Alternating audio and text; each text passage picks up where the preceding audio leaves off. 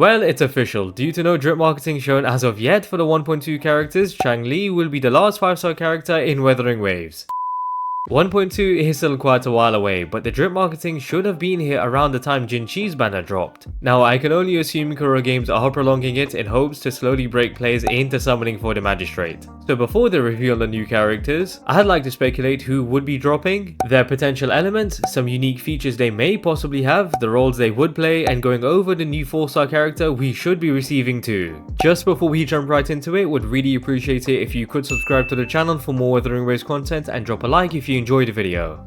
Scar, Camellya, Yinlin, and Rover are the characters anticipated to drop in 1.2. All 4 characters have been shown in game with their models, some shown more often than others and some more up close than others. Of course, only 2 characters will actually be dropping, so the 2 I believe that are dropping would be Scar and Camellya. I'll give my reasoning for why I think it's these 2 characters, but just note, there's always a possibility a brand new unseen character drops too. Similar to the 1.1 main story and characters being Jinshi and Changli, it would be fair in assuming the characters that drop would be linked to the story. So taking the ending of 1.1's main story into consideration, we know that Rover is planning to break Scar out of prison in Jinzhou, and the next destination for Rover to journey to would be visiting the Black Shores, so we will definitely be seeing Camellya in 1.2. There is a slight chance that Rover might drop instead of Camellya, since they could drop the Fraxidus duo just like how they dropped Jinshi with Changli. However, I'm gonna stick with Camellya since we know more about her and due to Rover aiming to visit the Black Shores in the next part of the main story.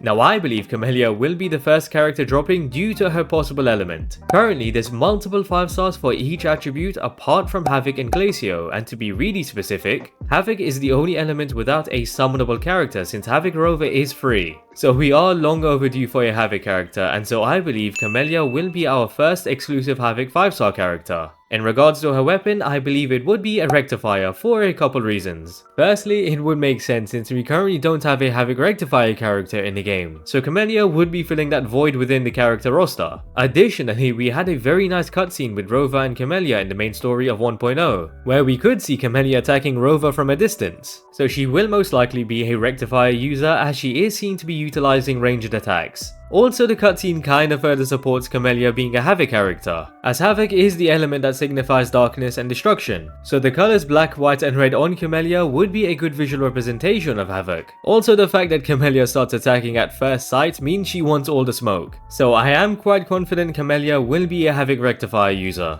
However, I've played enough gachas to know sometimes it's just not as straightforward as it seems, so she could really wield anything like a one-handed sword, but a Rectifier would make the most sense. In terms of the role Camellya will play, it's not what a lot of players will want to hear, but she is likely going to be another DPS character. Considering she takes out the Tacit Discord within one strike in the cutscene and went straight into attacking Rover at first sight, it would be hard to imagine Camellya not being a DPS character. Since Havoc already has 2 powerful DPS characters being Havoc Rover and Danjin that prefer to play in the main DPS position, it might be possible that Camellya will be a hybrid DPS character able to dominate in both the main DPS and sub DPS position. As Danjin already provides the increase in Havoc damage bonus with her outro skill, another powerful trait of a hybrid character would be able to deal coordinated attacks, so Camellya could be our Havoc character that deals coordinated attacks, which is another void to fill in the character roster, also meaning she would synergize well with Jinshi and have plenty of longevity since she can thrive in both main DPS positions. Now, similar to Changli's ability to change her appearance through the Forte circuit, Camellya will have a similar ability too, which we have already seen in game. Camellya's default appearance will feature her white hair with a black strand and her eyes having a black iris with red pupils. When Camellya starts to attack Rover, her hair and eyes become red along with having flower-shaped pupils. So Camellya is likely going to change her appearance just like Changli, possibly through her Forte circuit or maybe more seamlessly like her basic attacks or resonant skill. So this would be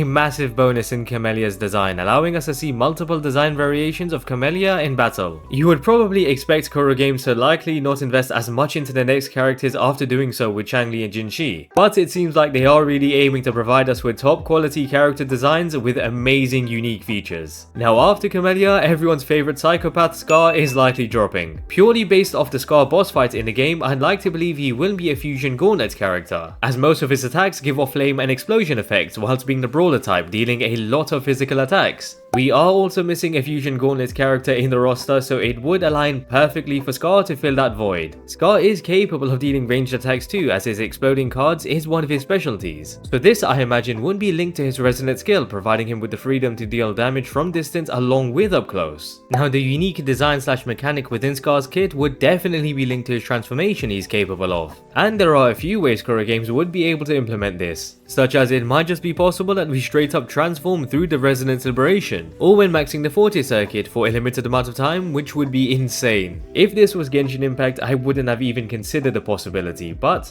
due to the ecosystem allowing us to transform into massive monsters already, the chances would be quite high. However, KuroGames may not want to go down that route, as I imagine it would take a lot of effort to ensure the second form isn't clunky, so they may instead showcase the transformation for a couple seconds, similar to summoning an Echo onto the field. Either way, I 100% expect Scar transformation to make an appearance within his kit, one way or another. Also, taking into consideration Scar's second form, I would understand the argument for him to be a Havoc character instead of Fusion, since he perfectly embodies darkness and destruction. However, I am pretty confident Camellya will be our Havoc character, so it would leave Scar with the only option of being Fusion. Needless to say, but Scar will be a DPS character too, and you couldn't tell me otherwise. So there might be some great synergy between Scar and Changli, since Changli is capable of buffing fusion damage and resonance liberation damage. So similar to Calcharo and Yinlin being the best Electro dual DPS duo, Scar and Changli have potential to be the best fusion dual DPS duo. Scar is a highly anticipated character, so I personally do expect him to be a very powerful DPS character. Not dealing more damage than Jianxin since it's way too soon for that, but would deal more damage than Changli and would likely be fun to play given his wild combat style. Now, as exciting as these new characters seem, I understand that a lot of players are starting to become slightly frustrated with only DPS characters releasing, which might be a major issue for some players. Verina is currently the best support in the game and is miles beyond the alternative option Baizhi. Verina is capable of healing, providing attack and damage increase buffs to the team whilst taking little fuel time, which makes her insanely valuable in comparison to Baizhi that just doesn't provide as much and takes up more fuel time. Verina has truly set the bar so high in the supporting role that I believe 5-star support characters that provide heals and damage increase buffs to the team would be extremely rare, as they wouldn't really be able to power creep Verina as she's just that good, and realistically no one would summon for a 5-star exclusive support that isn't better than Verina. So for players that don't manage to pick up Verina, they would need to settle for a support that is significantly worse. Now, going into 1.2, I can almost say it's certain that we will receive a new 4-star character, as we currently have more 5-star characters in the game than 4-stars, which I think shouldn't be the case this early in the game. As for who the 4-star character would be, my best bet is that it would be a character from the 1.2 main story with some significance. What I am more confident on is the role the character would play, which is likely going to be a support. Linking back to the lack of support characters issue, KuroGames wouldn't be able to power creep Verina since it's just too early, but they would be able to easily power creep Baizhi. So the new 4-star character is someone I expect to provide heals and a damage increase buff like Baizhi, but would be able to do it much quicker and possibly provide a few more buffs like a speed buff or shields for the team. 4-star characters in this game are quite unique and provide some value to your account, unlike many other gacha games. So it would be just as interesting to see what the new 4-star character in 1.2 is capable of, just as much as the 5-star characters. Overall, I am eager to see the 1.2 drip marketing whenever it drops, and hopes are I am pretty close with Scar and Camellya. Also, there should be a third character drip marketing for the potential 4-star character dropping too. I believe my reasoning is strong enough to support Camellya and Scar to be the new characters dropping in 1.2, but of course there's always the possibility it could be Rover or Yinlin, or even brand new characters that will be introduced in the 1.2 main story. And with that, I hope you guys enjoyed the video. Would really appreciate it if you could subscribe to the channel for more WutheringWaves content, and if you enjoyed the video, drop a like. Also drop a comment on who you would like to see as the new 5-star characters in 1.2. And yeah, hope to catch you guys later.